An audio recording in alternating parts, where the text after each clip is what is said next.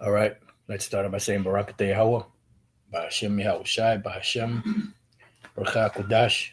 Welcome to another live lesson. The name of this one is It is Polluted, the Land is Full of Bloody Crimes. And pretty much this is a title that came to me as I was waking up this morning. I was having this crazy dream. I don't know, just have some bugged out dreams. But then, so one dream I was having, which I don't be having dreams like that, but this one dream that I had this morning, it was like we were almost like in a open field. There were trees there, and I was with some certain people. I don't remember who it was, and then there were some people on the opposite side of us. You had this one Jake, and some people with him, and he came up to me, and he, mentioned my name, and then he said, I believe he said to tell Pastor, he said hello or something like that. I can't remember exactly how he said it, and then I said, Salaki, brother, I said, forgive me, brother, what's your name again? And then he got offended, and like he got behind there was like a one of those shopping carts that you get, at the supermarket, and he just like walked away. And I just got the feeling like, that he, like that individual used to be a part of the truth and was trying to, just say something. And then since I didn't remember his name, he was just like feeling, he felt like kind of low. So I don't think it means anything, but it just, just the crazy dream I was having. And then after that, as I was waking up, that title came to my mind. It is polluted. The land is full of bloody crimes, and that's talking about the land of Israel. Which you're going to get into that. There's a lot going on in Israel. There's a video that the priest Zabak put up addressing the Genesis thing, just something brief, and he said he's going to do a live on it. And pretty much, we don't really have a problem with priest Zabak, even though he's going off on the Cornelius being a Gentile thing, because he's still following the 7. 2 of the 7 finished their course. They went back into the spirit world. That was, King Masha and High Priest Yaikwab. The other 5, they're not teaching anymore. They're not, they pretty much, they went off from the script, so to speak. So we don't know what's going on with any of them, but nevertheless, they're not teaching anymore. So, the other thing that Priest Zabak goes off on is, the MOTB not being a micro C-hip. That's an important. Cornelius being an Israelite is very important to know, and MOTB, which is the micro C-hip, is very important to know for prophecy's sake. So what I gathered from the video that he had, he said he called Hakai and Hassad, or should I say it the right way, Hassad and Hakai, I believe. Hassad is the leader of that. It's just my opinion. And he said that, I understand where y'all coming from, and, like that PC shit, you know what I mean? And, we don't have a problem with Zabak, but the thing is, the brother is too PC, I don't know how true this is, but I heard he said that, they have a no rebuke policy. I don't know how true that is. This is something I heard. To me right now, it's just a rumor, so if he happens to see this video and wants to address that, so be it. I did a video called Priest Zabak. You're going to have to explain this. And he never, I don't believe he spoke on that, because according to him, he don't get involved in the back and forth stuff. which you're supposed to get involved in reproving and rebuking. That's a part of this ministry that we have. So like I said, I watched it. It's about 15 minutes long. I believe it's on his channel. Just bear with me 1 second. I'm just gonna see if I can at least see the channel. Okay, yeah, it's on HOI space L capital L dot A dot. So it's HOI space LA, and it's his commentary on Genesis and what they said, and he's trying to explain away how they really didn't mean that the nations are going to be saved, like Israel's going to be saved, but they're going to be saved for slavery, captivity, and all that. And these guys, they're very deceptive, and they're saying that the nations can be saved, but it seems like Priest Sabak is trying to, or Elder Priest Sabak is trying to be PC, and clean up their mess, so to speak, and we're not, you know how we are at GMS. We just straightforward with it. We tell you what it is, and that's the reason why the scriptures say they hate him that rebuketh at the gate, So like I said, there's a lot going on in Israel. I got a clip from the Elder Yashawamba, and this is Captain Tazariak. Pretty much was asked what the MOTB is. He said it's Christianity. Then he was also asked about Apostle Tar and his title. And he said, well, they just gave themselves that title. They were never given that title from higher up, General Yohana, and he was given the title that he's been having that title since, ever since, blah, blah, blah.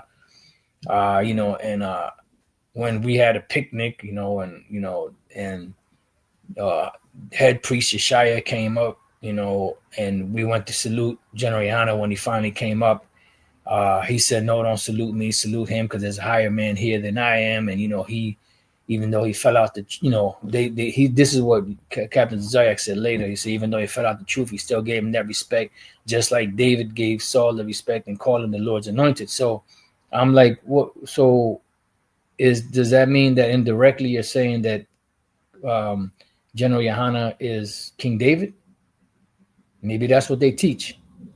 And they say you can't be an apostle teaching that, the great doctrine, this, that, and the other, so it's just a bunch of madness going on. And you know what?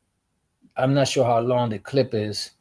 I don't really want to play the whole thing, but I'm sure, if I'm not mistaken, it should be on Captain Tazariak's, page, but there is a YouTube clip here.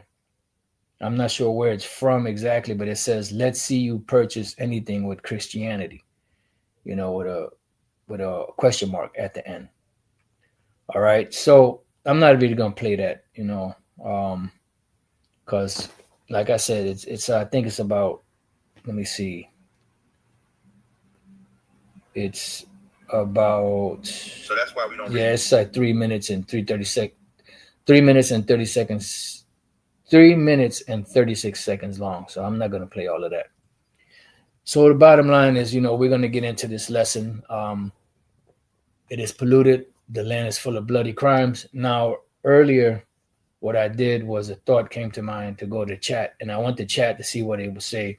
And I said, if the people that are in that land now are the people of God, why is there a P to the R to the I to the D to the E parade every year?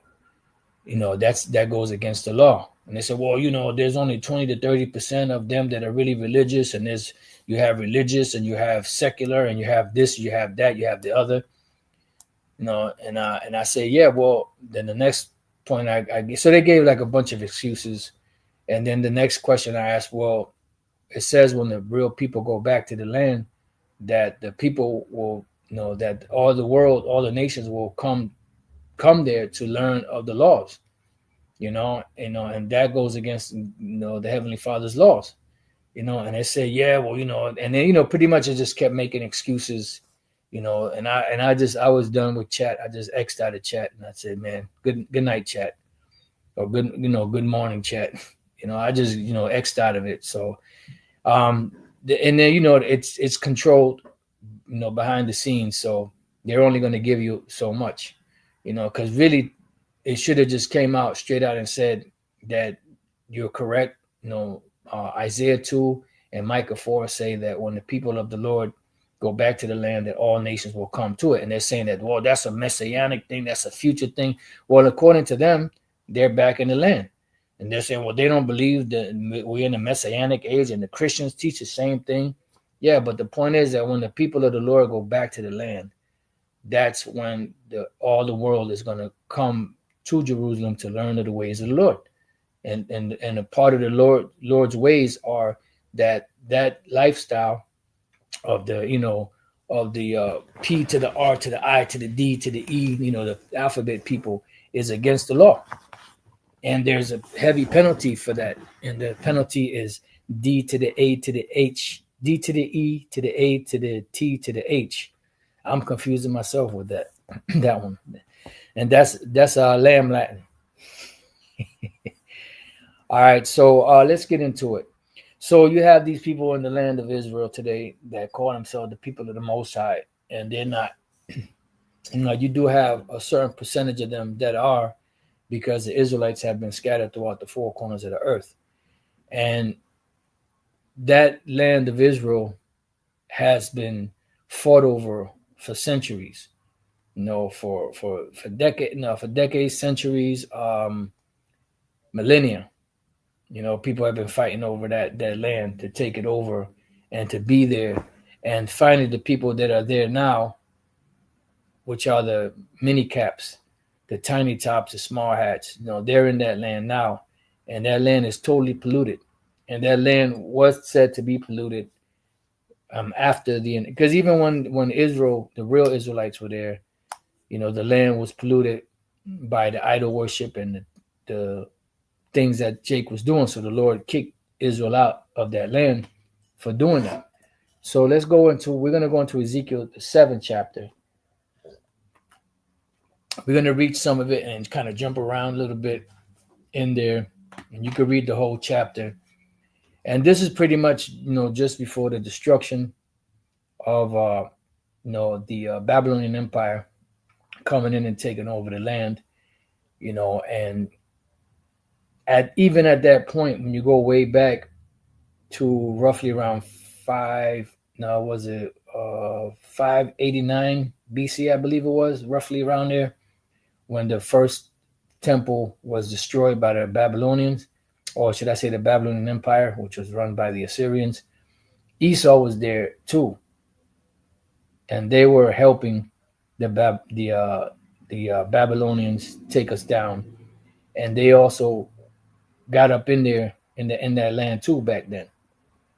So Ezekiel 7:1 says, moreover, the word of the Lord Yahweh Bashem Al-Shai came unto me, saying, also thou son of man, thus saith the Lord power unto the land of Israel, and end is come upon the four corners of the land. Now is the end come upon thee, and I will send mine anger upon thee, and will judge thee according to thy ways, and will recompense thee upon all thine abominations. And it says, and mine eye will not spare, and my eye shall not spare, neither will I have pity, but I will recompense thy ways upon thee, and thine abomination shall be in the midst of thee, and you shall know that I am the Lord Yahweh Bashem Yahushai. And this is the reason why we as a nation were taken out of that land. First the northern kingdom, and then the southern kingdom, because of the abominations that were being committed there. One of the main ones was idol worship, in many different forms, because you even had amongst Judah, you had kings, you had, regular inhabitants, nobles, priests, all of that were worshiping Molech, and they were burning their children to Molech, sons and daughters to Molech, and you still have these heavy rituals around the world of these different nations that still do that to this very day, because it's a part of that ritual of worshiping that particular deity, no matter what they call it. That's why even today in America, who's supposed to be a so-called Judean Christian country, they have something known as the Bohemian Grove in Sonoma County, California, which the elite meet there, like the last 2 weeks of July every year. And they have something called, the owl, and they call it the Owl of Molech, I believe it is. And then they'll say that it's an effigy that they're burning, and as a sacrifice, which they say is not really real. But then you'll hear whenever they're doing that particular part of the ritual, there's a lot of music, loud music playing. And that loud music back in the days was the left-hand priests, those left-handed, the priest of the left hand, playing music to muffle out the cries of the children, so that the parents wouldn't start feeling compassion for the children, to stop the ritual, and that's what that was about. So, we believe they actually do that, because you can't put it past these devils. These devils are devious and treacherous. We watched the movie Him a while back, and they show you, what Jordan Peele did. Pretty much, it's like he exaggerated what goes on, but who knows? Maybe it's even far worse than what they showed in the movie. There's a lot of sacrificial, ritualistic, demonic shit that goes on behind the scenes with these people. And the main ones in the forefront of that are who? The mini caps, the tiny tops, which are, Amalek. And they are the worst of the heathen. And they are the most evil, the most wicked, and they are the most, disgusting people on the planet Earth. But then people want to call us all kind of names. It's amazing. So we're gonna jump down to the 20th verse, right? It says, "As for the beauty of his ornament, he set it in majesty, but they made the images of their abominations and their detestable things therein. Therefore, I have set it far from them." Right, and this is why we got kicked out of the land, because of the worshiping of these idols. And this is what caused us to become strange, because once you start worshiping idols, you become strange to the Most High, Yahweh, Ba'ashem Yahushai, nowadays, because his son Yahushai came 2,000 years ago to redeem us. So when you do that, you become strange. You become unrecognizable to Yahweh Ba'ashem Yahushai. And that's the reason why, we as a people fell from that land. This is why the Apostle Paul, when he was addressing those Gentiles, which were actually Israelites that were in a Gentile state of mind, he told them that you were Gentiles, carried away unto these dumb idols, even as you were led. Because, you're pretty much following a ritual that was set by your fathers, going all the way back to the time of the Hellenization of Antiochus Epiphanes. And that's what took place. And they continued on in that, ritual and those customs, because it was something that was passed down to them. So they had no idea, no clue what was going on. So by the time the Lord Yahushua came on the scene, you had these Israelites that just believed that they were Greeks. They believed that they were not supposed to circumcise their sons. They believed that they should keep all of the Greek customs and the Greek, religious rites and all of that. So by the time the Messiah Yahushua came on the scene, they were just straight up heathens. They were just in that heathen mind state, and that's why they had to be changed.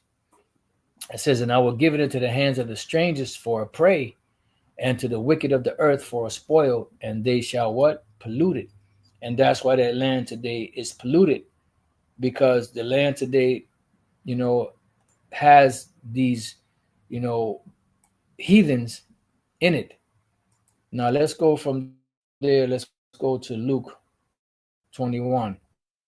And they're going to be there until Yahushua comes back. So when chat said, I should have probably just said that, when chat said that that they don't believe we're in the Messianic age yet, which we're not in the Messianic age. Yahushua hasn't come back yet. But by them saying that, they're pretty much Chet admitted that those people in that land are not the people of the Most High, even though Chet didn't come out and actually say it, because this is going to be the proof. And I want to do the red letter on this one. This is Luke 21 and 24. This is what Yahushua said out of his own mouth. He said, and they, meaning the Israelites, going back to just prior to 70 AD, starting roughly around 66 AD, the middle of 66 AD, there was a rebellion that was going on. The first Jewish war started to happen, and that there was a buildup unto 70 AD, unto the destruction. And once the destruction of the temple and Jerusalem came, the Israelites were no longer in that land. They were kicked out of that land. It says, and they shall fall by the edge of the sword to the Roman armies. Some of them Roman soldiers were Israelites. It says, and shall be led away captive into all nations. And that was happened. That was the last and final dispersal of the nation of Israel. And it was mainly the southern kingdom. And Jerusalem shall be trodden down of the Gentiles, the actual heathens, until the time of the Gentiles be fulfilled.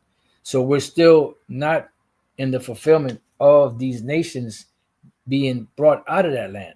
And that's why the mini caps, them tiny tops, them small hats are there in the land today.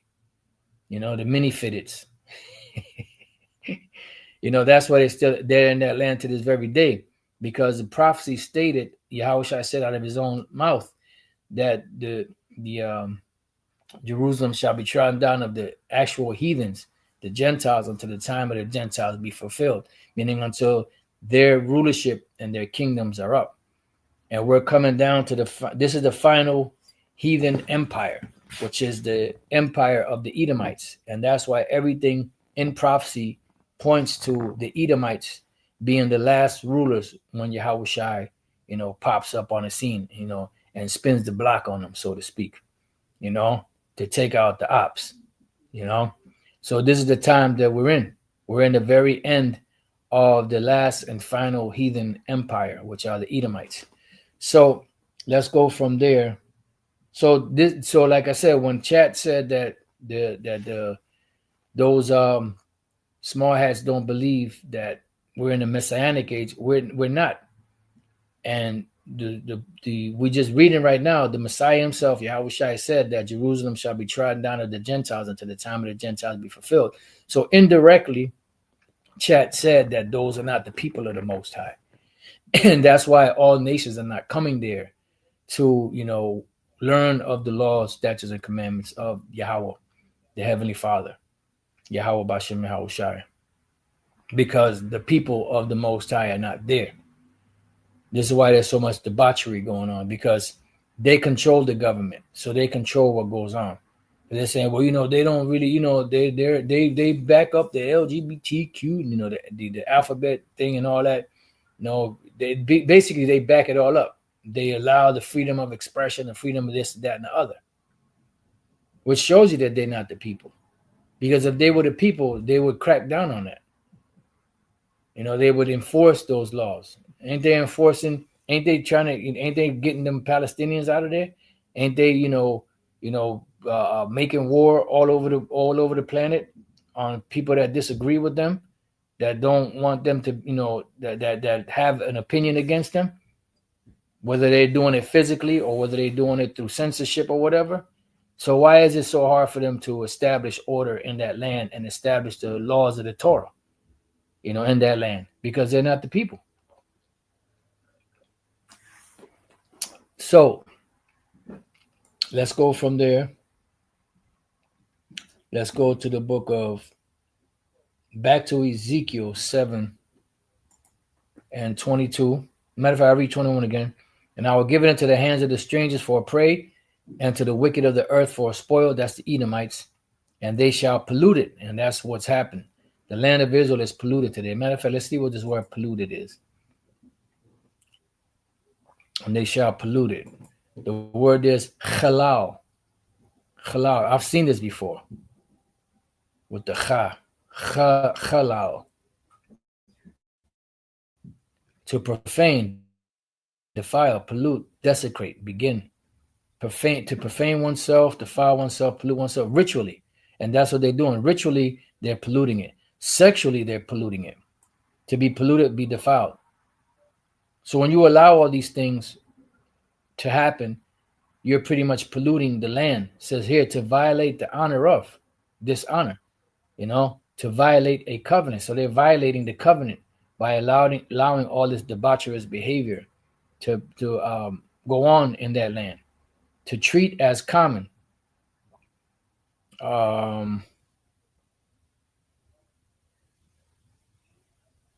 So you get the idea. So they polluted it. So let's go back and let's go to the verse 22.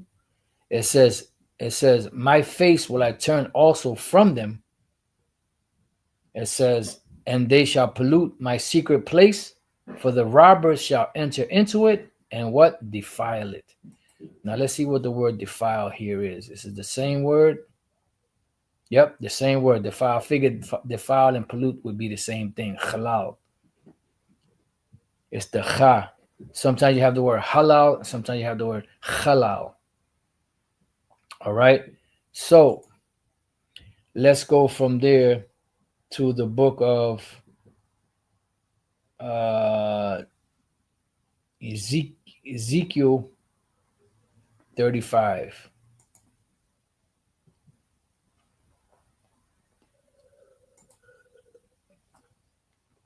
Just some precepts that came to mind. We'll just go through Ezekiel 35, and we're gonna go to the 10th verse, because this whole chapter is a really good chapter. It goes into how the Lord is going to pay back Esau for what they did, and he's going to bring blood upon them because they shed the blood of the children of Israel without any remorse. All right, but we're going to get to the point of the land. Ezekiel 35:10, because thou hast said, these two nations. Why did it say two nations? Because you had the southern kingdom and you had the northern kingdom, and they were able to possess both, because when the southern kingdom fell to the Assyrians that were ruling the Neo-Babylonian Empire, because the Syrian Empire couldn't take down the kingdom of Judah. It was the Babylonian Empire that took them down, but they were still being governed by the Assyrians. So when they took it down, you had a handful of the other tribes there. You had, certain Ephraimites there. You had certain, I believe, Manasseh, Asher, a couple of but not a whole lot, But the point is that when they got that land, Jerusalem, they pretty much got everything else. So that's why it says these two nations and these two countries shall be mine, because once they got control of the capital, they pretty much got control of the whole thing. It says, and we will possess it, whereas the Lord Yahweh Bashem Al-Shai was there. And they knew that they knew what they were doing. It says, therefore, as I live, saith the Lord Yahweh Bashem Al-Shai, I will even do according to thine anger and according to thine envy, which thou hast used out of thy hatred against them. And that's why the Lord is going to pay you back. That's why it says, give place to vengeance, for vengeance belongeth unto the Lord. Yeah. But who is he going to use to exact that vengeance? He's going to use us, the Israelites, and on this side, he's going to use these, YNs and these different clowns out here, that are gonna turn up on you when the Lord turns them up, which the Lord's will get to that, but in the kingdom of heaven, we're going to get revenge. We're going to get, our pound of flesh and then some. Because when you laid on your strokes, you laid on your strokes heavy, and you didn't hold back. You didn't show no mercy. So the scriptures say you shall have judgment without mercy, that have showed no mercy. It says, and according to thine envy, which thou hast used out of thy hatred against them, and I will make myself known among them. when I have judged thee. Right, because the Lord is going to make himself known amongst us. And this is why right now the world is, their focus and attention is on the Hebrew Israelites, because the Lord is making his, he's making himself known among us by the words that are coming out of our mouths. Because there's no scholar on the planet, not one. There's no historian, scholar. I'm talking about top scholar. I ain't talking about these, little, self-made scholars. I'm talking about these top scholars. I mean, the top of the top, la creme de la creme of scholars that cannot break down the mysteries of the Bible. They cannot break down the book of Revelation. They cannot break down the mysteries and the prophecies of the book of Revelation. There has been nobody else on the planet that's been able to break that down except for the Hebrew Israelites. And we here at Great Millstone, as Elder Pastor has been speaking on the chat, we are known for, there was a word that was used in the chat. I believe the word started with a D. That we were known for detailed in the prophecy. We're known for that. And there's no other people on the planet. You have, of course, other Israelite groups that stem from One West that can go into, the book of Revelation and break it down. But some of them botch up the MOTB. And some of them are botching up even some of the old breakdowns. They're straying away. But there's no scholar. I'm talking about the top of the top, the creme de la creme scholars out there that can break down the mysteries of the book of Revelation, and even certain parts of Daniel chapter 2 and Daniel chapter 7, because they got the four empires correct, but what they failed in is the very end prophecy of that, which is that little horn in Daniel 7, which is different from the little horn in Daniel 8, and then in the book of Daniel, the second chapter, the 10 toes, part of iron and part of clay. They fail at that, because the Lord is not dealing with them, because they are not the prophets of the Lord. Surely the Lord power will do nothing, but he revealeth the secrets unto his servants and prophets. So the Lord is making himself known amongst us and showing that amongst the world. And this is why the world is upset. And this is why, you have, a call out there to highlight and come against the Hebrew Israelites. Call them black, call them this, call them that, to demonize us. Why? Because they can't, like Yahushua said, I will give you a mouth of wisdom that none of your adversaries shall be able to gainsay nor resist. So since they can't do that, what is their next tactic? To be deceptive, to bring about lies and false, witness, and to demonize. But that's all they can do. It says, Ezekiel 35:12, and thou shalt know that I am the Lord, and that I have heard all thy blasphemies which thou hast spoken against the mountains of Israel, saying, they are laid desolate, they are given us to consume. See? And that's why the land of Israel today is in the hands of the heathens. And chat, like I said, chat indirectly said that those people there are not the people, by saying that we're not in the Messianic age. And when the Messianic age comes, when Yahushua comes on the scene, that's when, the world is going to recognize the people of the Lord, and they're going to recognize, and start to learn the ways of the Lord Yahweh Bashem Yahushua, his law, statutes, and commandments, But before the Messiah gets here, which they admitted we're not in the Messianic age, and we're not, he said that Jerusalem shall be trodden down to the Gentiles until the time of the Gentiles be fulfilled. And that time has not been fulfilled. That's why you still have heathens in that land. Thus with your mouth you have boasted against me, and have multiplied your words against me. I have heard them. It says, thus saith the Lord, Yahweh Bashem Yahushai, when the whole earth rejoiceth, I will make thee desolate. So when the whole earth rejoiceth, the Lord said he's going to make you Edomites, desolate. because you're going to suffer hardcore slavery for 1,000 years, but you're also going to be exterminated, extinguished from the planet Earth as a people. You will no longer be recognized as a nation of people on the planet Earth ever. There will never be any mention of the Edomite except for in the Bible. There will never be a person on the planet Earth that could say that their line goes back to the Edomites after that 1,000 years of hardcore captivity, because every single last one of them is going to be rounded up and melted. All right, according to Obadiah 1:18. So I'm going to come right back to this, but let's go real quick to the book of Isaiah 14, because it says, when the whole, it says, thus saith the Lord power, when the whole earth rejoiceth, I will make thee desolate. And that is the only solution to the problem of the Edomite. The only solution to fix the Edomite is to abolish the Edomite. That's the only solution. And that's why the Lord is coming to do that. Yahweh Bashem Shai is coming to take these devils out, because they were set on a destructive course to destroy the earth. And Yahweh Shai said, if those days don't be cut short, there shall no flesh left to be saved.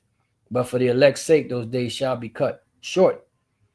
So we're at that point. So once you finally go down, that's when the whole earth is going to rejoice.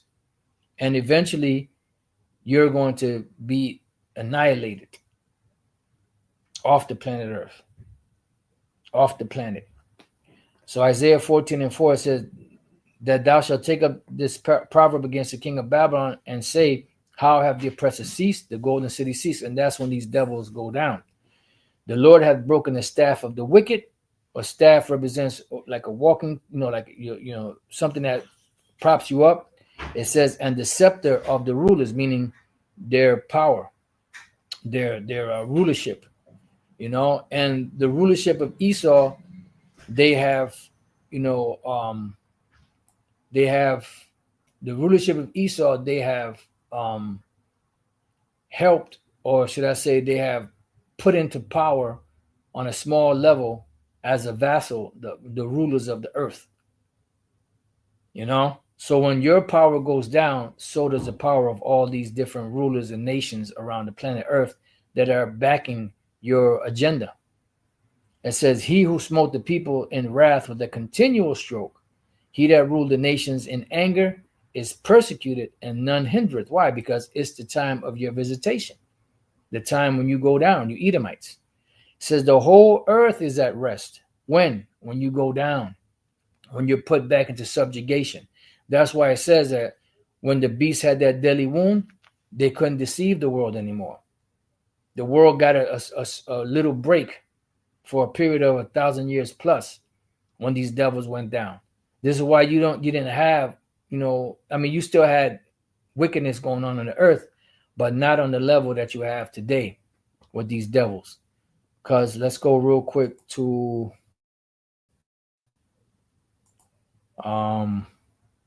First Maccabees, the first chapter, and verse 7. So Alexander, which is Alexander, what they call the Great, we call him the Greek or the Freak or the Creep. So Alexander reigned 12 years and then died, and his servants bear rule, every one in his place. That's dealing with his generals. He had many generals, but he parted his kingdom to 5 of the generals, but there were 4 main generals that really, took over his empire, because they fought against Antigonus and took him out and took over those lands that he had. So it was pretty much, Cassander, Laomachus, Ptolemy, and Seleucus. Those are the 4 major empires. Those are the servants that bear rule, and their sons after them, bear rule. And after his death, they all put crowns upon themselves, right? Because they had rulership over his kingdom. So did their sons after them many years, and evils were multiplied in the earth. So when you devils are ruling, you Edomites, that's when evils are multiplied. But when you were in that prison sentence for 1,000 years, you were not able to deceive the world. You were not able to increase evil or wickedness more than it already was. But once you got out of that prison sentence during the time of the Renaissance period, that's when wickedness started to increase even more. So much so that you would have, because when you go back to, let's go to Second Maccabees 6.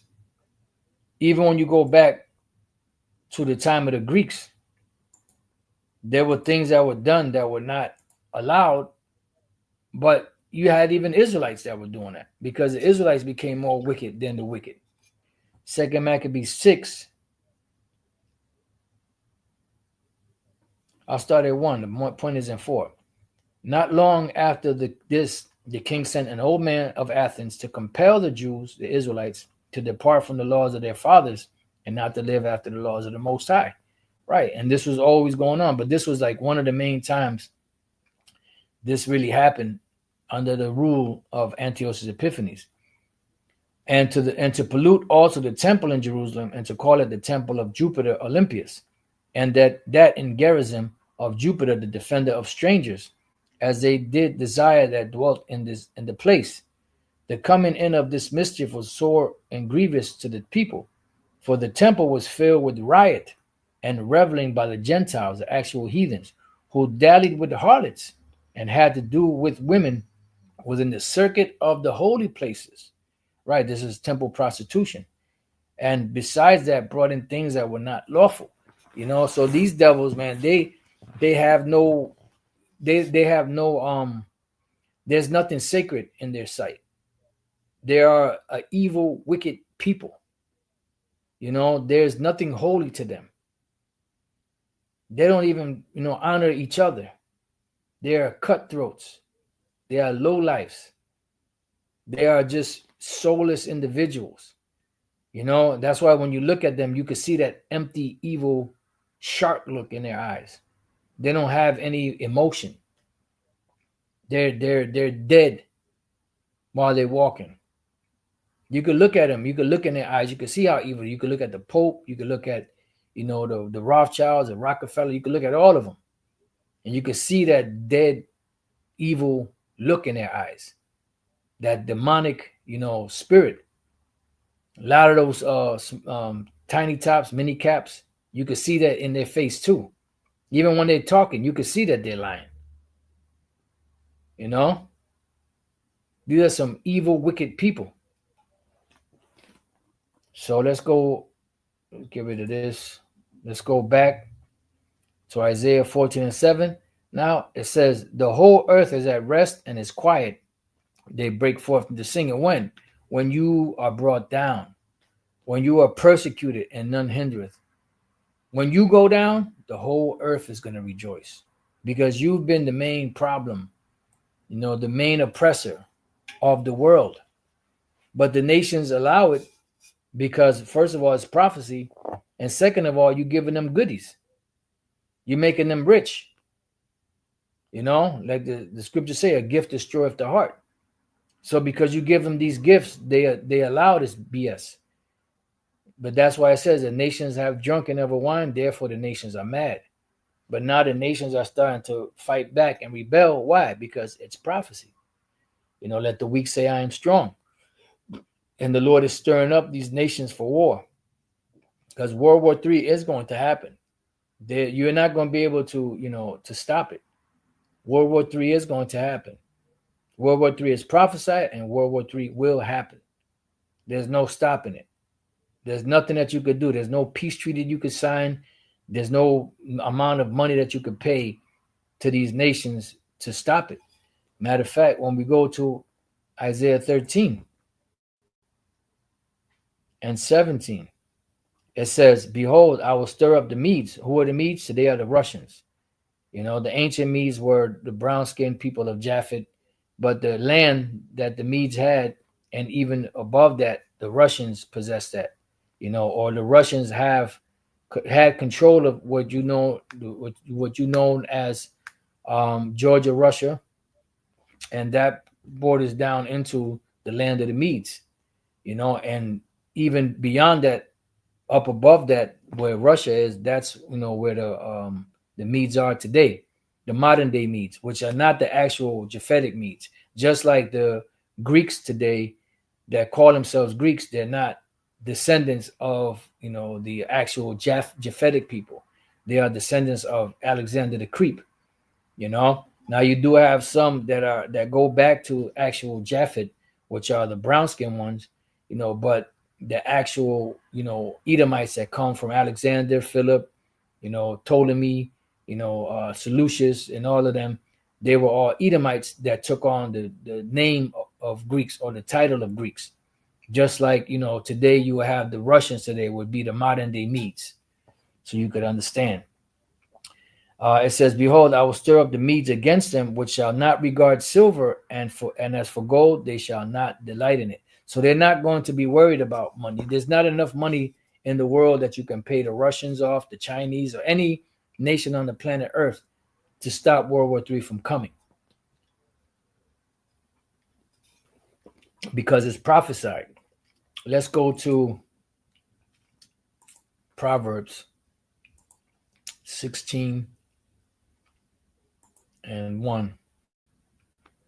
It says, "The preparation of the heart in man, and the answer of the tongue is from the Lord." So the preparation of the heart in man and the answer of the tongue is from the Lord. There's one, I believe that's Proverbs 21, if I'm not mistaken. Yeah, Proverbs 21:1. "The king's heart is in the hand of Yahweh Bashem Shai. As the rivers of water, he turneth it whithersoever he will." So the king's heart, the minds of these rulers, are in the hand of Yahweh Bashem Shai. And he's going to make them turn. He's going to make them, do his bidding, because there's a plan, a purpose, there's prophecy to be fulfilled. And the Lord is not going to break his prophecy, not even for his great name's sake. He's not going to break his law, not even for his great name's sake. So this is Job 33:14. "For the Most High speaketh once, yea, twice, yet man perceiveth it not. In a dream, in the vision of the night, when deep sleep falleth upon men, and slumberings upon the bed, then he openeth the ears of men, and sealeth their instruction, that he may withdraw man from his purpose, and hide pride from man." So that's pretty much the bottom line. So the Lord controls everyone's thoughts. He is the power of spirits. He is the father of spirits. He created the spirits. He controls the spirits. And he is going to be the one that's going to turn the hearts and the minds of these kings of the earth, these rulers of the earth, to fight against Babylon and to shoot off their missiles against Babylon. All right. So there's no amount of money you could pay to stop this. And that land over there being polluted, the more wicked they become, the more angry the Lord becomes. And when he unleashes his fury, there's no holding back. That's why that land is going to be totally annihilated also.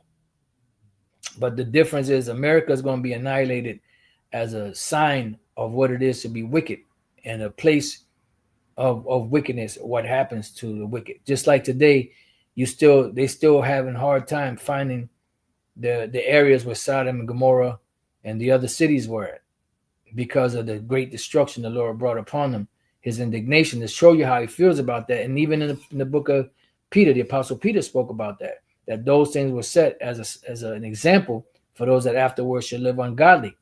But you still have these devils that are pushing that lifestyle on the earth, and they're pushing that lifestyle in the Holy Land. So the Most High Yahweh is angry. You know that his son Yahweh Shai is angry, and Yahweh Shai can't wait to annihilate this, that place and America. But he has to wait for the word of the Father, which proves they're not equal, which proves they're not the same spirit. You have Vocab come on my channel on the live the other day, talking about he came on there. I just lost my train of thought. There was a point that I was trying to make, but I forgot. He came on there, saying what he said, but I don't remember the point. It was a point I was going to make, but nevertheless, that he may withdraw man from his purpose and hide pride from man. So the prophecies of the Lord Yahweh Bashem Shai are going to happen no matter what. There's no stopping it. Now, when you go to the book of Daniel, the 10th chapter, Yahweh Shai was working on the mind of a particular Persian king. And that Persian king's mind was deep. So he was persuading him to do a particular thing. And he even had to have Michael come and help him to persuade him. Because back then, kings' hearts and their minds were a lot deeper. Today, you got these wishy-washy leaders, that are not deep. They're not deep thinkers. They're not, they're just weak because of the age. And, and I'm not talking about their age. I'm talking about the age we're in, when the last days, everything is defiled, and also the influence that they have, how they're easily influenced by money. But the kings back then had a strong mind. So there's going to be a World War III. The Lord is going to make it happen. And that World War III is going to serve as the beginning of the cleaning up of this planet. And the only thing that's holding it back from fully exploding on the scene is the MOTB, which is the micro C-HIP. And that's why this is such an important prophecy, and such an important, is so important for the watchman, the true watchman, to actually speak on it and to warn the people not to take it. Because once you take it, you Israelites take it, and you hear on the swords of America, you're doomed. You're going to be destroyed. You're going to be, erased off of the planet. Because, it's a punishment. Here on the swords of America, you're going to be erased off the swords of America by that nuclear fire, which is the lake of fire. Now, as far as the other Israelites around the world that take it, we don't know how the Lord is going, how he's going to do it, but somehow, some way, the Lord is going to judge them. But the nuclear fire is, reserved for America and the land of Israel. And you have a lot of Israelites in that land, and some of them don't look like Israelites. So the Lord, he's going to do a mighty work. So World War III is coming, and they're not going to be able to stop it. So let's go from there. Let's go back to, matter of fact, let's go back to Ezekiel. Let me see.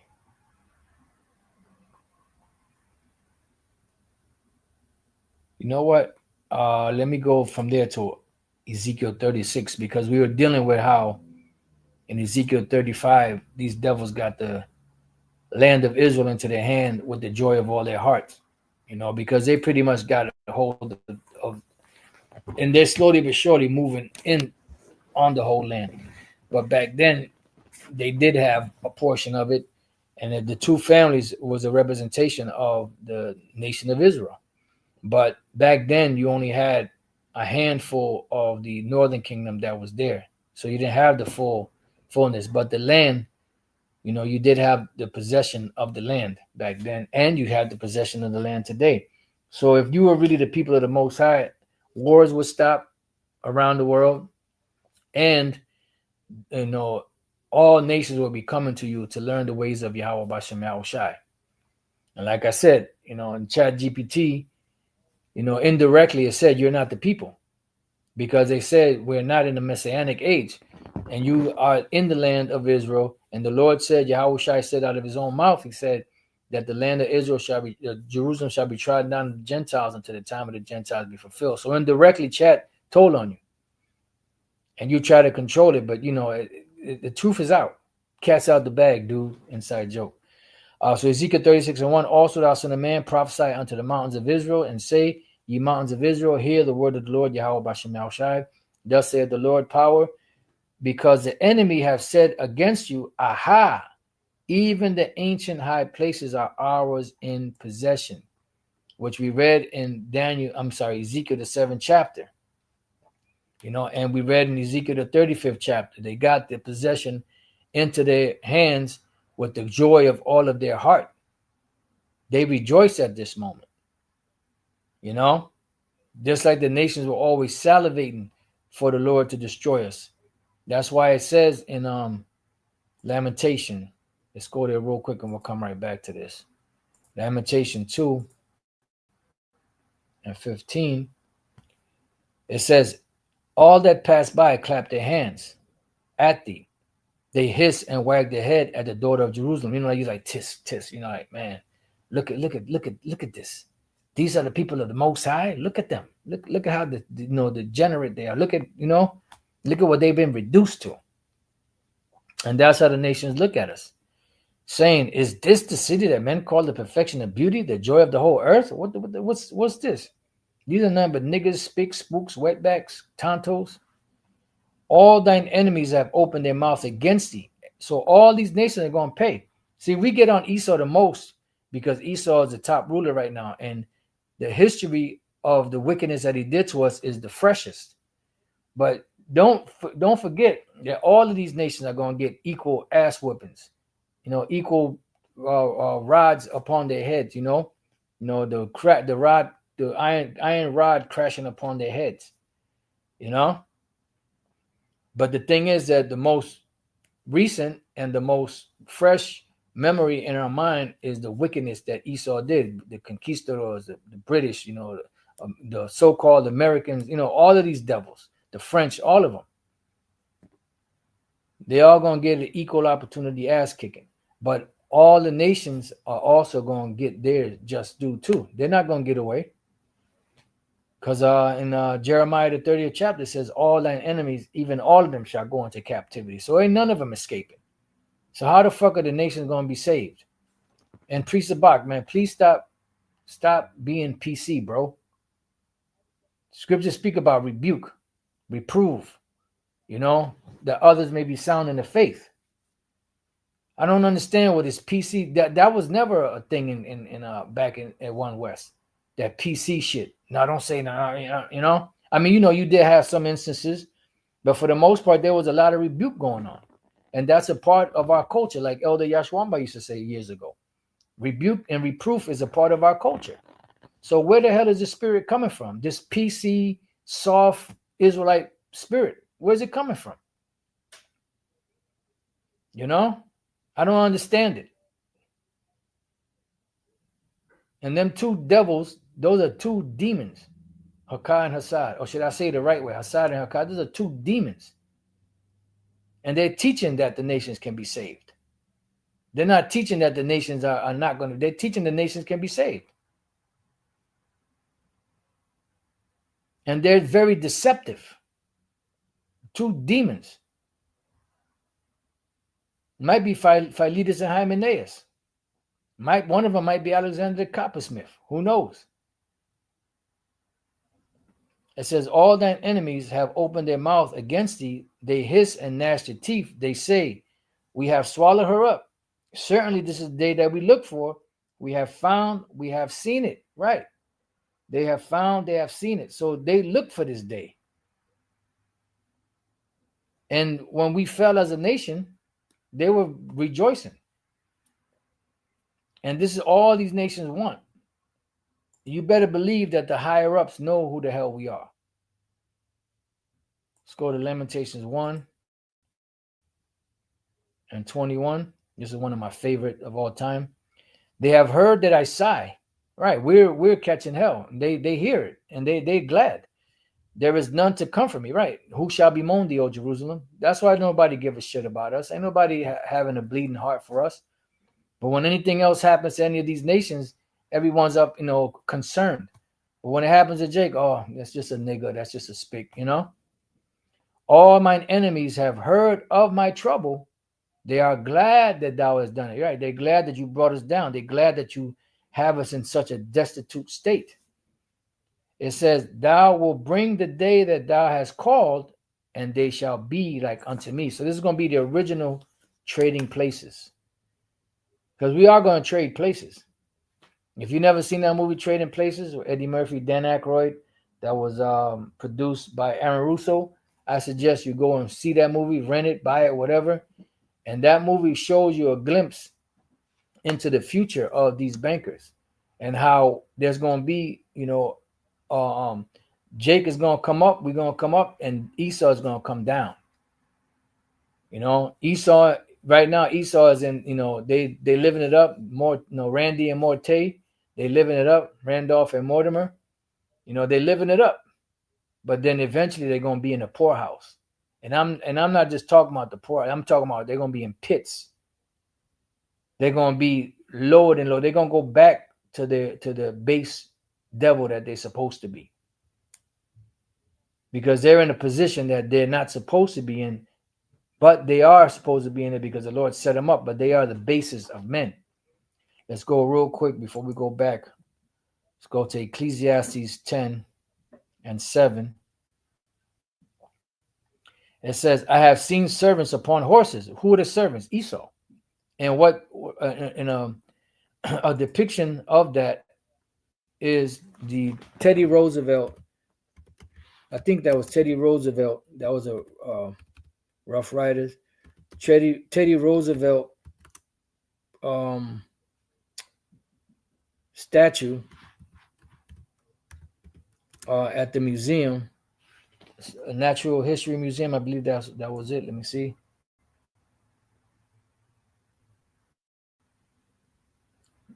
Let's see. Yep, they got the images still. You can still find the images till they scrub them. I want to get a good one. Here we go. I want to get a frontal. This image right here depicts that scripture. This image should be right next to that scripture. I have seen servants upon horses. Look at this devil, how proud he is. I have seen servants upon horses, right? It says, and princes walking as servants upon the earth. And these are the princes. And they're walking as servants upon the earth. This is Judah and this is Gad. And they're walking on the earth. While this devil is up on the nag. He don't belong up there. But the reason why he's up there is because the Lord put him up there. And that was a punishment to us. That he would allow the basis of all men on the planet Earth to be over us. And over the whole world. All right. Matter of fact, let me save this picture. That way, if ever I need it again. All right, so let's go back. So I have seen servants upon horses and princes walking as servants upon the earth. And that just shows you how angry the Lord was against us to allow such a devil to rule over us. So going back to, oh snap, I got to go back to Ezekiel. Ezekiel 36 and 3 now. Matter of fact, I read 2 again. Thus saith the Lord power, because the enemy have said against you, even the ancient high places are ours in possession. Therefore prophesy and say, thus saith the Lord power, because they have made you desolate and swallowed you up on every side, that you might be a possession unto the residue of the heathen, and you are taken up in the lips of talkers and are an infamy of the people. Yeah, everybody's talking about niggas and spicks and, out of all these nations that are immigrants here in America, the main focus is on the so-called Latin tribes. That's not by coincidence. It's set up that way because these individuals, the small hats, they know who the so-called Latin tribes are. They know that they're the Northern Kingdom. And this is why they try to throw shade on the Apocrypha, because the Apocrypha reveals where the 12 tribes went to and how long it took to get here. And in the scriptures, it tells us how long King Solomon and his navy and Hiram's navy, the Zidonians, how long it took them to get over to this side of the world. A year and a half one way, a year and a half the other way. So these devils know. It says, therefore, ye mountains of Israel, hear the word of the Lord, power. Thus saith the Lord power, to the mountains and to the hills, to the rivers and to the valleys, to the desolate waste, and to the cities that are forsaken, which became a prey and derision to the residue of the heathen, that are round about, right? So because the land is going to be built back up. Therefore, thus saith the Lord power, surely, but this is after the destruction.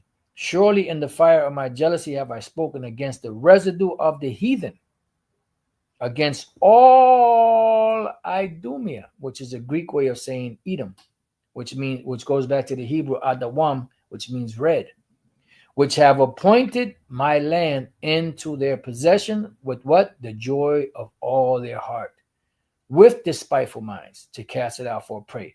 So I want to look up a couple of these words. Let's look up the word appointed. Look up the word appointed. The word there is Nathan, which is to give. So they gave the land to themselves. Come on, man. To give, put, to give, bestow, grant, permit. So they gave the land to themselves. Let me see. Have appointed my land into their possession with the joy of all their heart, with despiteful minds. Let's see what despiteful is. The word there is sha'at. Sha'at. Despite, contempt. Yeah. See? Pride, arrogance, with the pride of all their heart.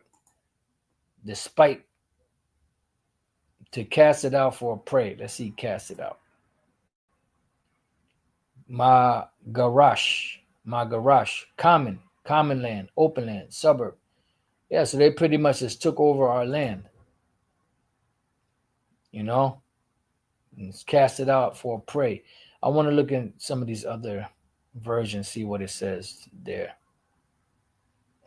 NLT, this is what the sovereign Lord says. My jealous anger burns against those nations, especially Edom, because they have shown utter contempt for me by gleefully taking my land for themselves as plunder, see, as a prey. NIV, this is what the sovereign Lord says. In my burning zeal, I have spoken against the rest of the nations and against all Edom, right? Because you have the Gentiles, the nations that have that land, until the time of the Gentiles be fulfilled. For with glee and with malice in their hearts, they made my land their own possession, so that they might plunder its pasture land. Yeah. And they know that is the most fertile land on the planet, even though right now it's cursed, but it's the most fertile land on the planet. So it says, prophesy therefore, verse 6, prophesy therefore concerning the land of Israel, and say unto the mountains, and to the hills, and to the rivers, and to the valleys, thus saith the Lord power, behold, I have spoken in my jealousy and in my fury, because you have borne the shame of the heathen. So you have borne the shame. We borne the shame of the heathen. But the Lord is going to make it good. Just bear with me 1 second, my Bakasha. Actually, give me like a minute. You need to refill your cups and water or something.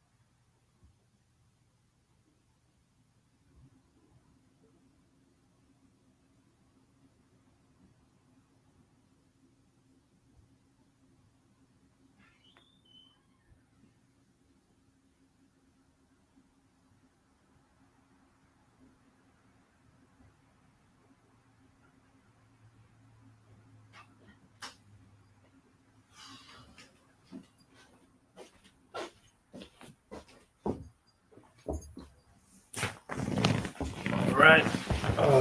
So the Lord is gonna, you know, He's gonna avenge us, revenge us, and because we born the shame of the heathen, and the Lord is mad. He's angry. He wants to take that place out, but he's bound by His word. Let's go to Romans 9:22. It says, what if the Most High, willing to show His wrath and to make His power known, endured with much long suffering the vessels of wrath fitted to destruction? And who is that? Those are the Edomites. When you go back above to the 13th verse, a little before that, it speaks about Jacob and Esau. And Esau is the vessels of wrath fitted to destruction. Jacob is the vessel, not the wrath, the vessel of honor. Esau is the vessel of dishonor. And that vessel of dishonor is going to be destroyed. First is going to begin with the destruction of his kingdom. Then they will go into captivity as a nation for 1,000 years of hardcore slavery. And then after that, they're going to be burnt off of the planet. Every last one of them. There's not going to be any remainder. All right. It says, and that He might make known the riches of His glory on the vessels of mercy, which are the Israelites, which He had afore prepared unto glory. Even us whom He hath called, not of the Jews only, but also of the Gentiles or the Israelite foreigners. And this goes into a whole nother topic. This is some good stuff here, because in this chapter, it tells you that the Lord is only dealing with the Israelites. And in this chapter also tells you that the Gentiles who the Lord is dealing with are the Israelites.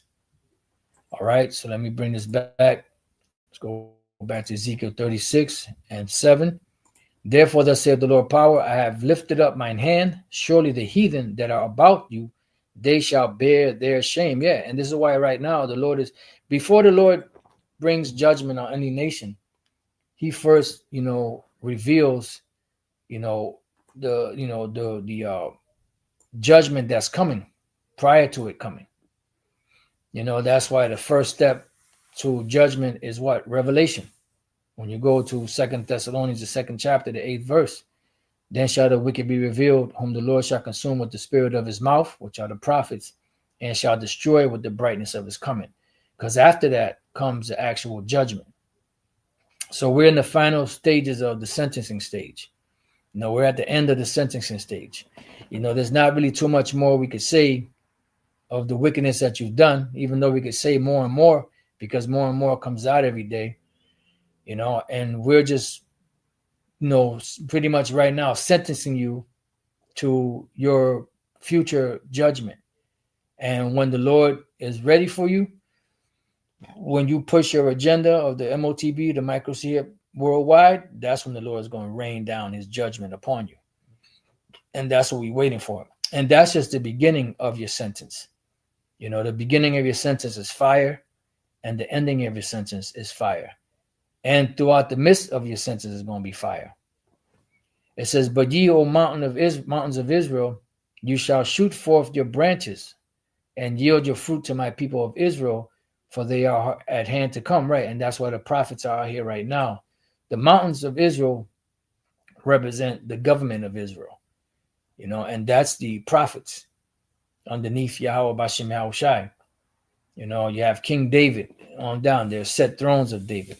You shall shoot forth your branches and yield your fruit to my people Israel. And that's why right now the nourishing aspects of the spirit are being brought out to the Israelites, the ones that are part of the elect, so that they can eat and be nourished spiritually, for the times to come, because the Lord is gathering His elect right now and He's nourishing them.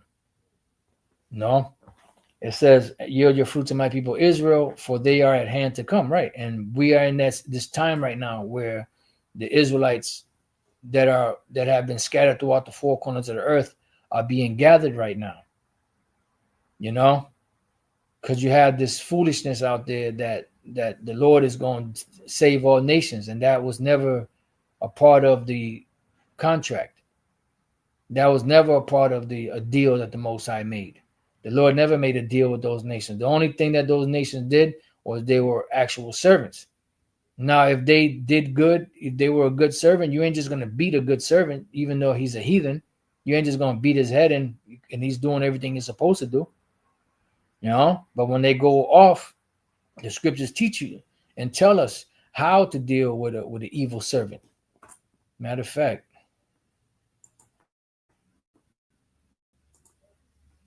let me see if it comes up that way.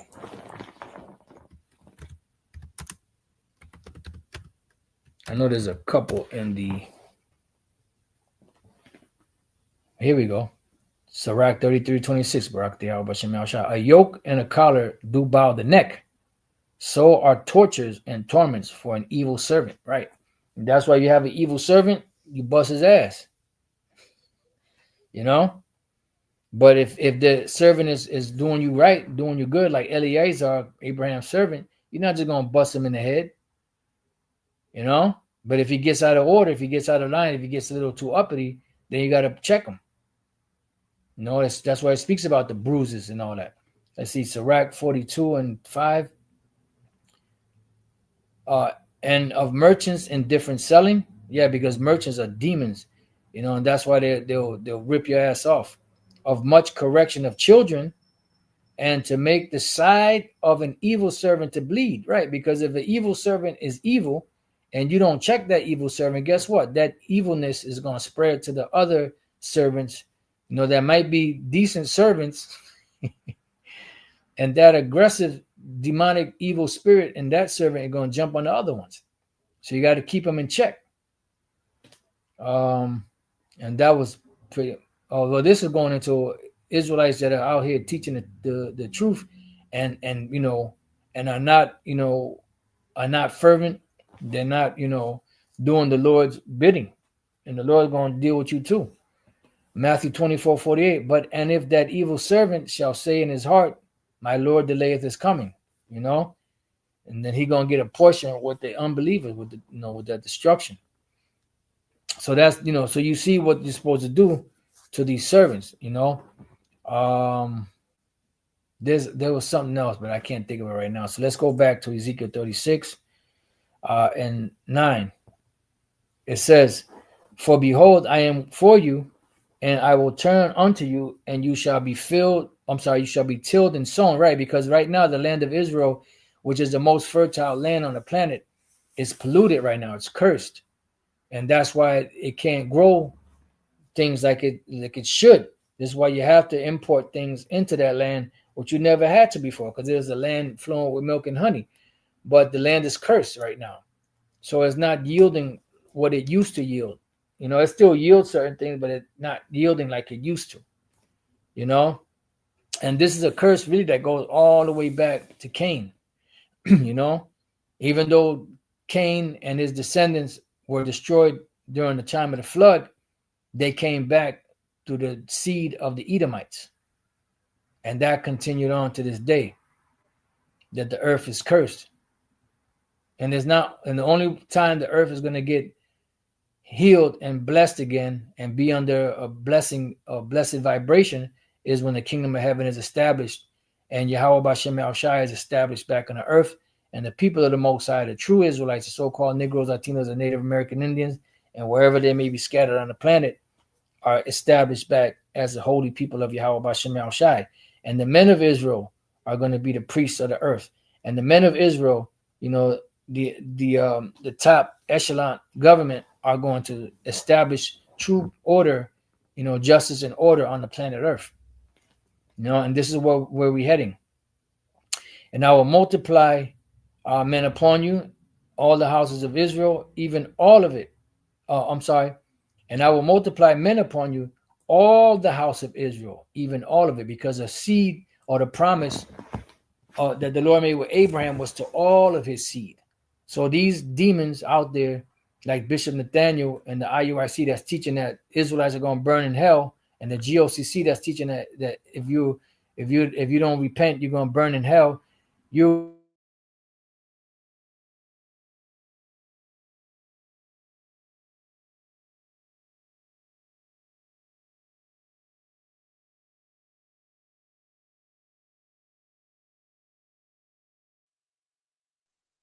even for his holy name's sake, but then you botch up the word. Romans 4:16.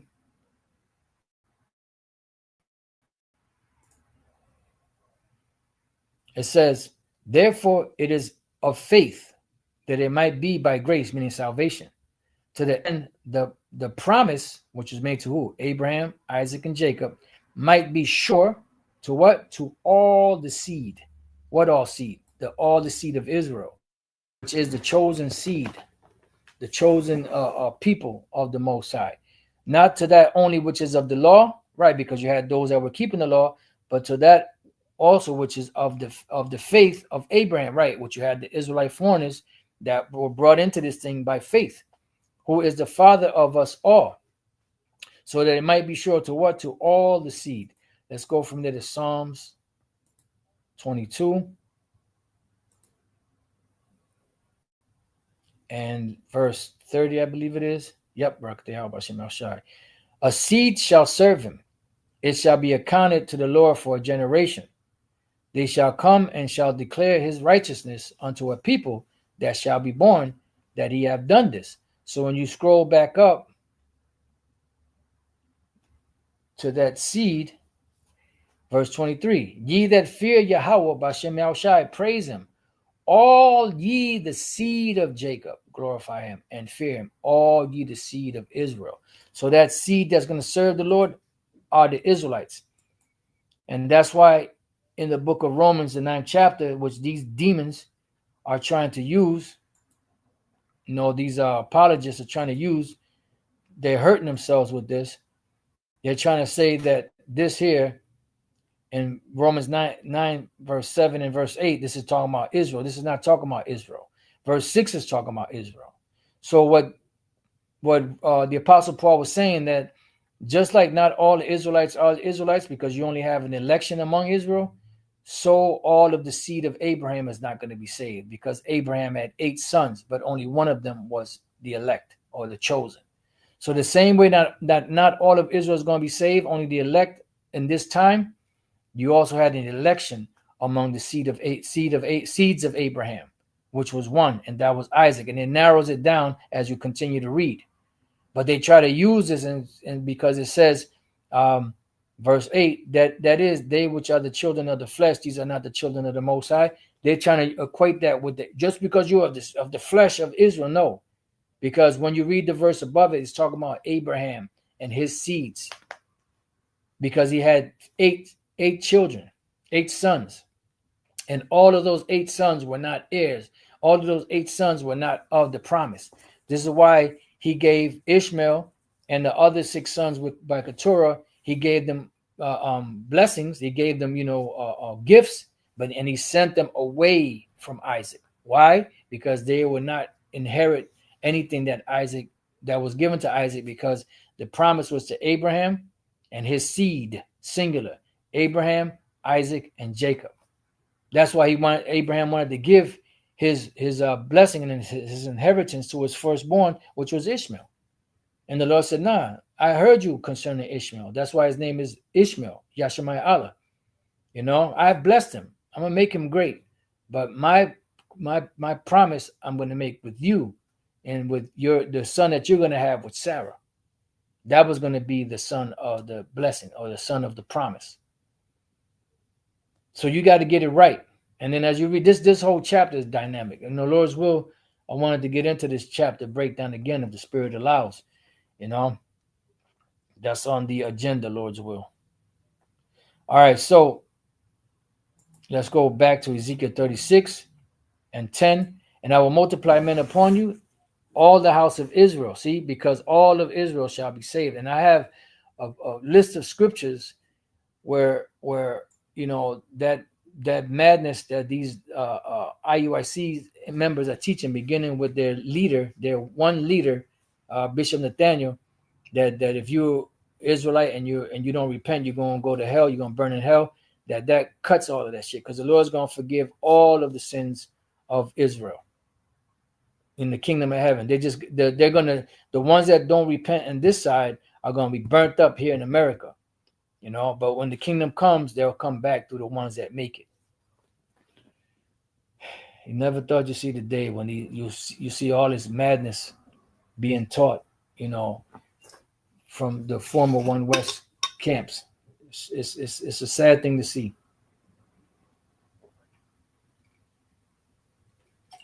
So it says, even all of it. So all of the house of Israel, even all of it. And the cities shall be inhabited, and the wastes shall be builded. And I will multiply upon you man and beast, and they shall increase and bring fruit. And I will settle you after your old estate. Right. Which this goes hand in hand with what? Isaiah 61, the desolate places, Amos 9 and 11, dealing with, the rebuilding of the tabernacle of David, which is fallen. It also goes with Haggai, the glory of the latter house shall be greater than the former house. So the Lord is building up his spiritual temple. The third temple is a spiritual temple. This is why you see in the book of Revelation 21, the New Jerusalem coming down out of heaven, as a bride adorned, and that city that the Apostle John saw in his vision is a representation of the elect of the nation of Israel coming down. It's not an actual city that's going to come down from the heavens. It's the actual people, because the people make the city. Not the other way around. Let's go to 2 Maccabees 5 and 19, I believe it is.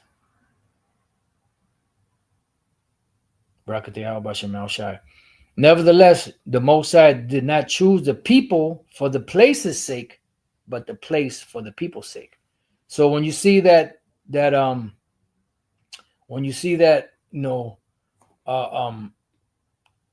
kingdom, right, coming down in Revelation 21, it was an actual city that the Apostle John saw, but it was a representation of the Israelites, the elect coming down on the earth, because that's what's going to be that's the kingdom of heaven. Then Yahweh Shai said, the kingdom of heaven is within you. And he was talking to Israelites, because the kingdom of heaven begins with the people and the knowledge, wisdom, and understanding that's going to be, used to reestablish order on the planet Earth, because the order is out of the planet is out of order because of the inhabitants, the landlords that are running it today. It's totally out of order. It's totally gone. There's no way to clean it up. It's got to be totally dismantled. And the people that are ruling it have to be totally removed out of the way, so that there can be a reestablishment. There could be, a recovery. Otherwise, the way that the world is going, it will go into oblivion. It will be totally destroyed under the current landlords, because they are demons. They don't know how to rule. Remember, these are the bases of men. This is why you have, islands of plastic floating in the waters. This is why you have polluted waters, because the devil that's ruling it, these Edomites that's ruling it, the current landlords, are not fit to rule. They're the basis of men. Do you understand what that means? They're men of no name. They're the lowest of the low. They don't know how to govern things. This is why what great inventions have the mini tops or the mini caps, tiny tops, the small hats. What did they ever really come up with? I'll tell you what they came up with, though. They stole everything. And then when Jake innovates something and makes something popular, what happens? They present them an absorbent amount of money, and then they'll take over that product. And guess what? If the intentions of that product was clean ingredients at the beginning, guess what? By the time they get it, they destroying it. So Jake makes things popular. Esau comes in and buys it from them. The mini caps. They come in and buy it. They come in and steal stuff. They take stuff. They take ideas. This is why you see vocab. Vocab is a small hat. This is why you see vocab, using bug out and terms that we use, talking points that we use. Or what scripture is that? Scripture and verse. Where did he get that from? Israel. All they are is just culture vultures. They are not innovators. And they do not know how to rule. Isaiah 24:4, the earth mourneth and fadeth away, the world languisheth and fadeth away. The haughty people of the earth do languish, which is who? That's Esau. It says the earth also is defiled under what? The inhabitants thereof. It's not just talking about the people that live here. It's talking about the people that are ruling it. Because the people that are ruling it don't know what the fuck they're doing. They built all of these, they built an empire that is destroying the world. They built an infrastructure that's destroying the world. Everything that they do destroys either the water, the air, the minds of the people. I mean, the ground, everything is destroyed. So this world cannot continue to be, this devil cannot continue to be allowed to rule. Otherwise, he will bring the world and the earth to the brink of extinction. It says the earth also is defiled under the inhabitants thereof, because they have transgressed the laws, changed the ordinance, broken the everlasting covenant. So they cannot rule. They don't know how to rule. It says, let favor be shown to the wicked, yet will they not learn righteousness. In the land of uprightness, they will deal unjustly. All right. So back in Isaiah 36:11, right? Let me see. I was going to look up the word old estate. And if you're tired, then take a break.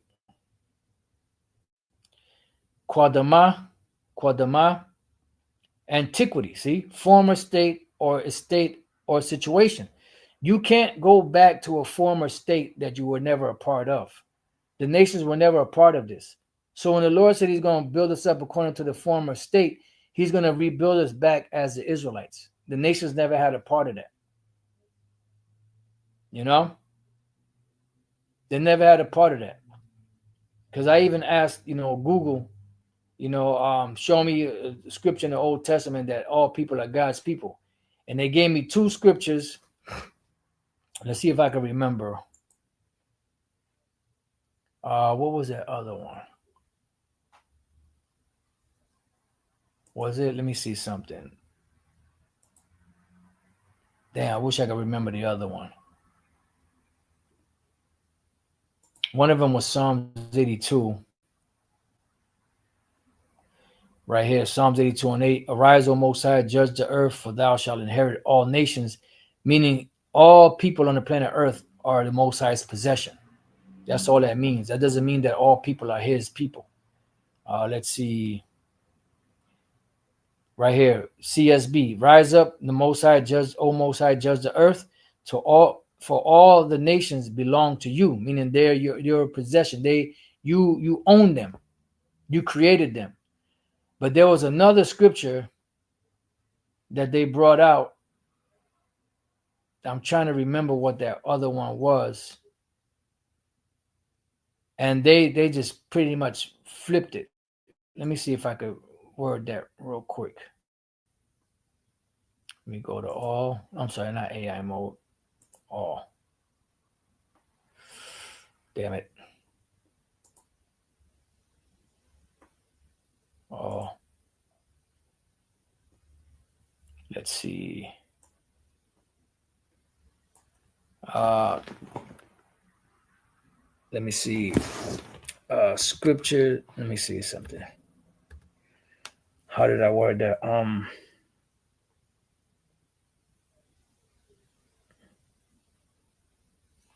I forgot how I worded it. Something along the lines of, give me the scripture in the Old Testament where all people are God's people. Something like that. I forget exactly how I worded it. Damn, I wish I could remember that one.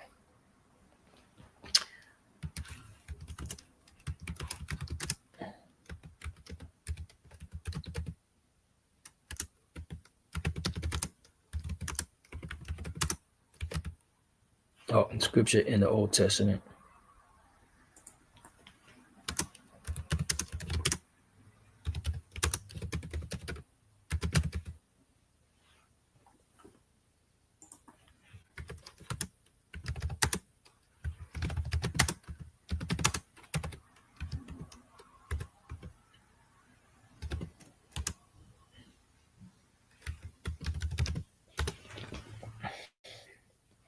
I know that gave me right here. Jeremiah, that's it. Jeremiah 31:1. Now look how deceptive these devils are. While the Old Testament focuses on Israel as God's chosen people, verses like Jeremiah 31:1 and Psalms 82:6 and 7 speak to a broader, universal aspect of God's relationship with all humanity. Now check this out, right? Jeremiah 31:1 states God will be the God of all the families of Israel. And Psalms 82:5, he says, I have said you are gods and all of you are the children of the Most High. But they try to say that this is talking about, the way it worded it was that Jeremiah 31:1 was supposed to be the Most High is the God of Israel and of all the families of the earth. Now let's go to that. Jeremiah 31:1.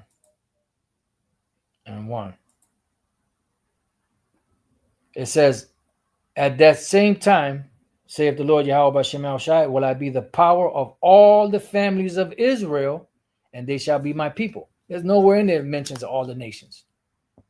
But see how deceptive these devils are? And the way it was worded before was that they say that this was talking about all the nations on the planet, including, no, that's not what this says. And the other one that we read in Psalms 82, that's talking about, and then the part where it says you are gods, that's talking about the Israelites. Because Yahweh Shai even quoted this in St. John, the 10th chapter, when he was speaking to the Pharisees. He wasn't speaking to the heathens. I have said you are gods. Is it not written in your law? Whose law? Remember, Gallio said he didn't want nothing to do with if it's something concerning your law, I don't want nothing to do with that. The heathen don't want nothing to do with the laws of the Most High. Pontius Pilate, we don't know if he's a Jake or not, but he didn't want nothing to do with that whole situation. He wanted to release Yahweh Shai. He didn't want to put Yahweh Shai, condemn him to death.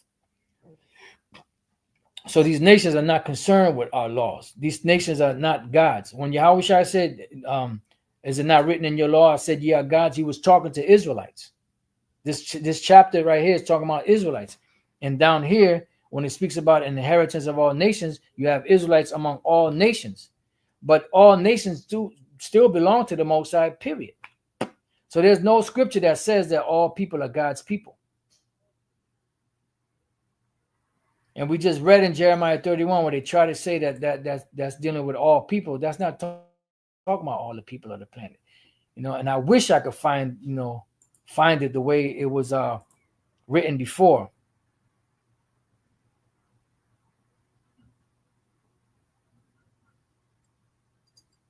Wish I could find, where I said that, because, it said Jeremiah 31:31 specifically says that the Most High, that all the families are dealing with all nations. No, it's not talking about that. It says there specifically, when we read it,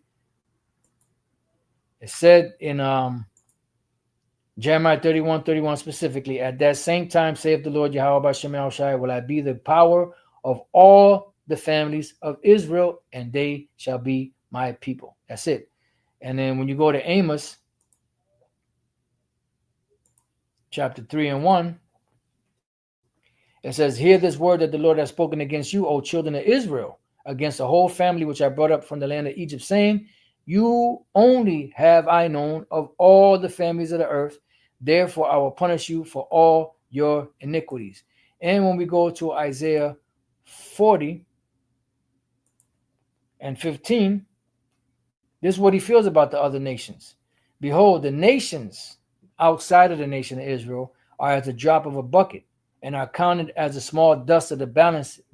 Right, so a drop in a bucket, you have a whole bucket full of water, depending on how, a gallon, 2 gallon, whatever. If you lose one drop, that's nothing. If you weigh something, you weigh some flour or some, whatever on the balance, on the scale, and then you take it off, and there's like a little micro dust or whatever on that scale, that's nothing. That doesn't weigh anything. That's how the Lord feels about these nations. He taketh up the isles as a very little thing, and Lebanon is not sufficient to burn, nor the beast thereof sufficient for a burnt offering. So you can't take all of the wood in Lebanon, which is one of the most precious, and cut all those trees down and take all of the clean animals on the planet Earth and burn them up as a sacrifice, and that's still not going to be enough for the Lord to choose the other nations.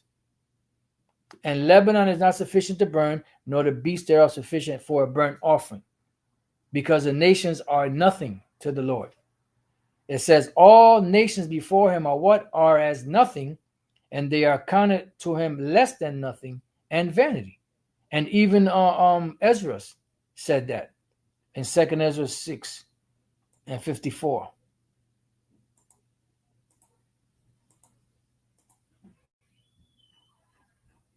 Second Ezra 6 and 54 says, and after these things, Adam also, whom thou madest Lord of all thy creatures, of him come we all, and the people also whom thou hast chosen. So all people came out of Adam. But if God, the Most High, loved all people, why did he have to have a chosen people outside of all the people he created? It says, all this have I spoken before thee, O Lord, because thou madest the world for our sakes. Who? The Israelites. As for the other people, which also come of Adam, thou hast said that they are nothing, but be like unto what? Spittle, and as likened the abundance of them unto a drop that falleth from a vessel. So come on. The Lord ain't dealing with these other nations. It says, and now, O Lord, behold, these heathen, which have ever been reputed as nothing, have begun to be lords over us and to devour us. So the nations are nothing before the Lord. All right? So get it right.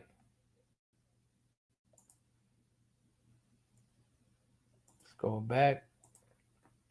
Now, so the Lord says he's going to settle us after our former state. We're going to be built back up. So that city that the Apostle John saw coming down is a representation of the Israelites, the elect nation of Israel, coming down to be reestablished on the earth. That was a little glimpse into the beginning of the kingdom of heaven. All right? Antiquity, former state or situation before origin. So the nations were never a part of that. So the nations cannot go back to that former state, to that older state, because they were never a part of that. The nations cannot be reconciled to something they were never a part of.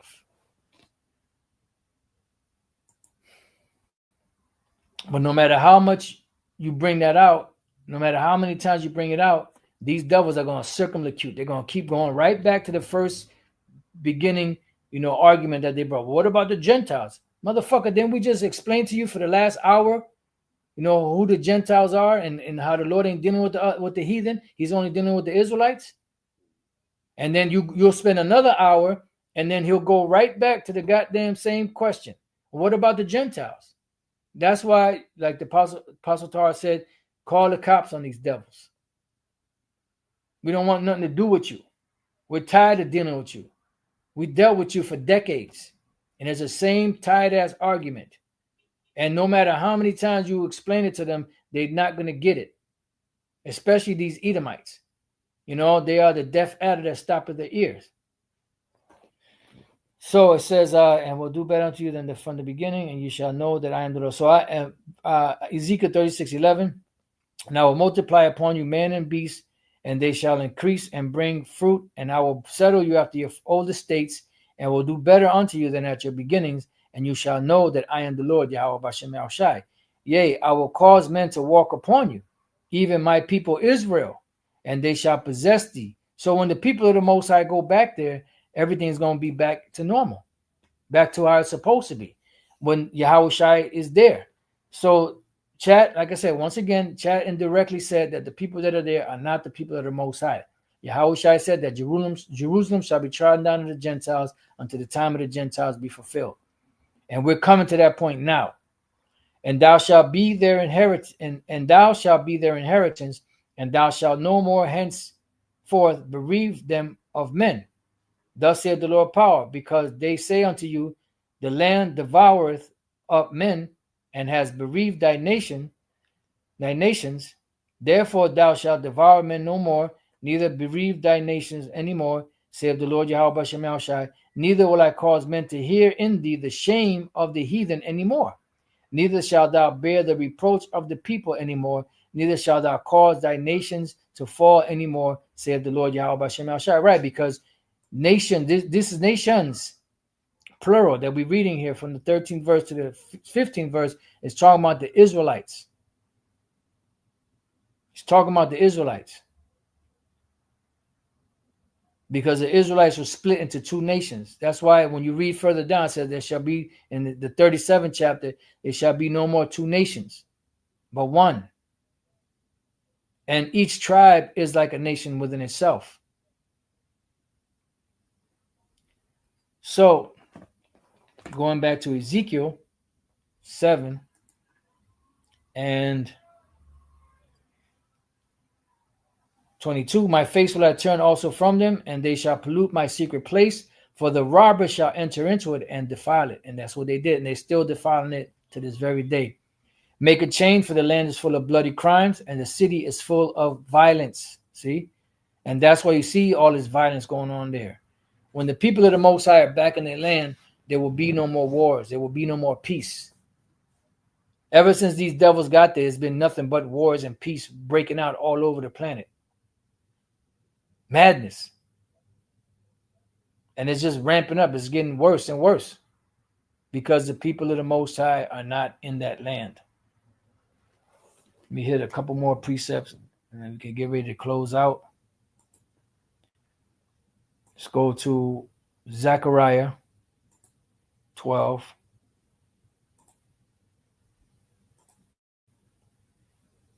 And 1. The burden of the word of the Lord for Israel, save the Lord Yahweh Bashem El Shai, which stretcheth forth the heavens and layeth the foundations of the earth and formeth the spirit of man within him.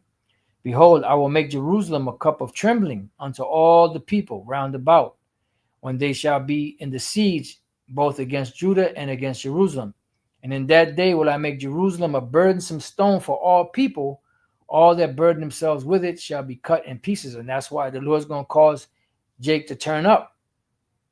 It says, though all the people of the earth be gathered together against it. Right. So so the people that are there, the land is a burdensome stone to them.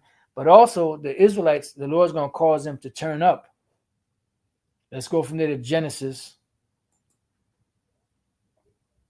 49 and 8. It says, Judah, thou art he whom thy brethren shall praise. Thy hand shall be in the neck of thine enemies. Right, because they're going to tear your ass up, Esau. Thy father's children shall bow down before thee. Why? Because Judah is the head tribe. Yahweh shall be in the head of that. Judah is a lion's whelp. From the prey, my son, thou art gone up. He stooped down, he couched as a lion and as an old lion. Right, so you forgot who the prey was, Judah. And you are the main vehicle, in the Lord's, in the Lord's plans. So you have to be roused back up. It says, who shall rouse them up? The Lord is going to rouse them up. This is why you see all this stuff happening. It happened to the Latin tribes with the ice thing going on, but now it's affecting the southern kingdom too. And the Lord is, stirring Judah up. For too long, Judah has been too laid back. Now the Lord is stirring things up, stirring that pot up, stirring the hornet's nest up. Let's go from there to Isaiah 19.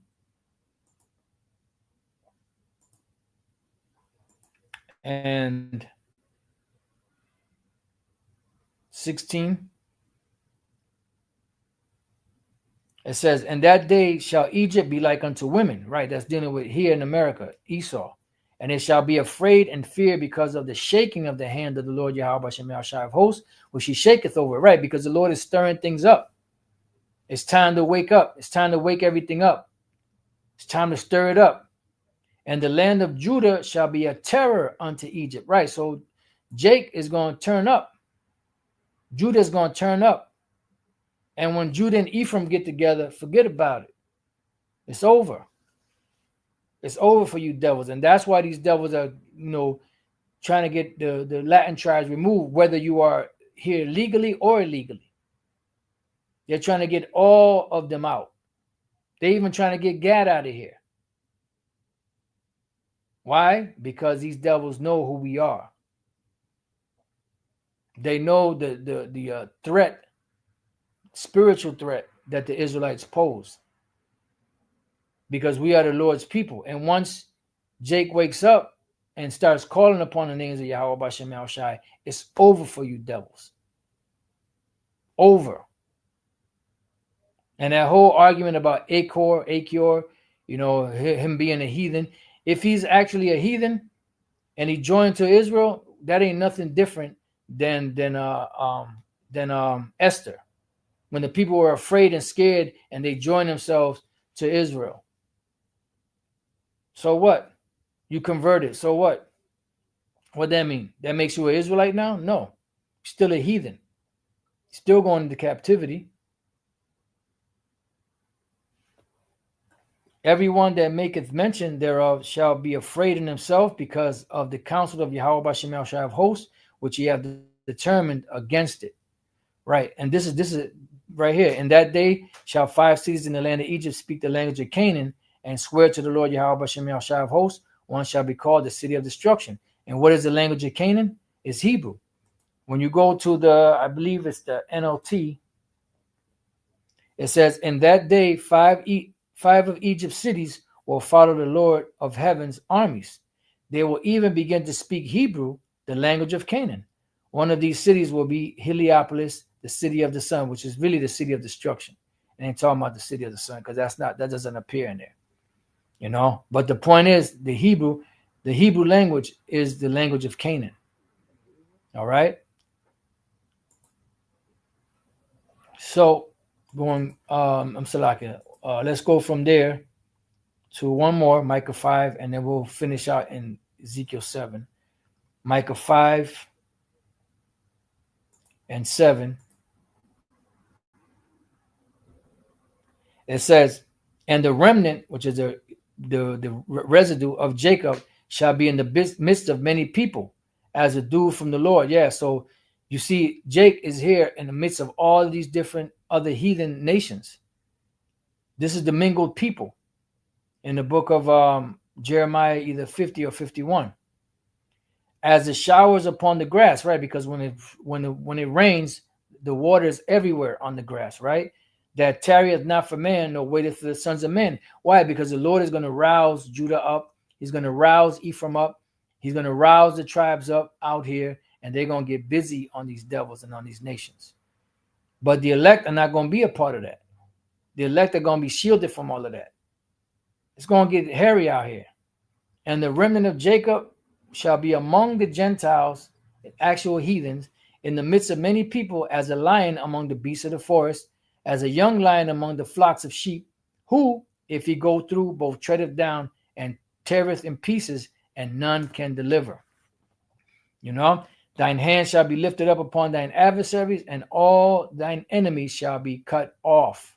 Yeah, so the Lord is going to cause Jake to turn up, all the tribes to turn up. You 2/3 out here, you're going to turn up on Esau. You YNs, you're going to turn up on these devils. The Lord's going to make it happen.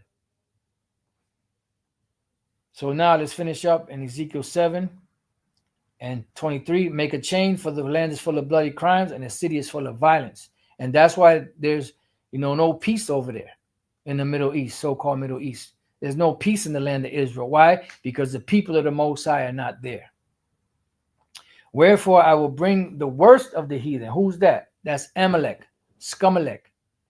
That's the mini caps, them tiny tops, them fitted tops, whatever you want to call them. And they shall possess their houses. Right. And that's why they're living in that land now, because they took that land with the joy of all their heart. I will also make the pomp of the strong to cease, and their holy places shall be defiled. Right. And that's what happened. They defiled the holy places. Destruction cometh, and they shall seek peace, and there shall be none. There ain't going to be no peace. There ain't going to be no peace. These devils talking about bringing war through peace. The Department of War. And there was another term that the Elder Kanak had mentioned yesterday in yesterday's lesson. They call them the military men something, war something. War soldiers or something like that. So these devils, that is their gift. Their gift is to bring war. Their gift is to wield that sword. So they get excited, they get elated they get an adrenaline rush when you pick up a pea shooter and try to come against them, because that gives them the excuse for them to use their blessing to take you out, to rip you out the frame. Mischief shall come upon mischief, and rumor shall be upon rumor. Then shall they seek a vision of the prophet, but the law shall perish from the priests and counsel from the ancients. Right. This goes back to in the ancient time when Israel was in the land, and they couldn't get any answers, or any blessings from the Lord to continue. But this applies today to these devils because they're in that land. So that curse falls upon them. Remember, Deuteronomy 30:7 said these curses are going to be put upon our enemies. So you took that land. Guess what? You took on the curses too. You took the book. You took on the curses too. It says the king shall mourn and the prince shall be clothed with desolation. Right. And you're going to mourn over there too. And the hands of the people of the land shall be troubled. I will do unto them after their way, and according to their deserts will I judge them, and they shall know that I am the Lord Yahweh B'Shem Yahushai. So just like the Lord jacked up Jake back in the days in the land, he's going to jack up you jokers out there in that land. You heathens, you Amalekites, and you other ites out there, So with that, I pray that you brothers and few sisters have been edified. Till the next time I say, Shalom.